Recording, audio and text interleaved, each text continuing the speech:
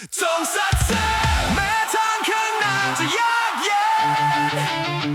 จงสรรเสริญพระองค์ไม่ทอดทิ้งเราพระองค์ทรงเห็นใจที่ซ่อนอยู่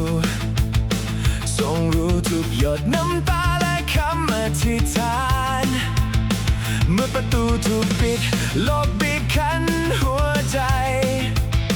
พระสุเสียงยังเรียกเราให้ยืนหยัดอย่ากลัวความทุกข์ที่กำลังมาอย่าหวั่นไหวเมื่อคืนยาวนานมือของพระองค์ยังจับมือเราความหวังยังไม่สูญไปจงสรรเสริญจนวันตายยืนหยัดด้วยใจไม่ถอยหนี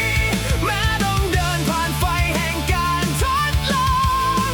พระองค์ทรงอยู่กับเราจงสรรเสริญจนวันตายรับมงกุฎแห่งชีวิตไม่มีโซ่ตรวนใดพรากเราจากความรักของพระองค์บางคนจะถูกขังไว้ในคุกเพื่อพิสูจน์ว่าความเชื่อยังมั่นคงไหม10 วันอาจหนักหนาเกินกำลังแต่พระคุณพอสำหรับทุก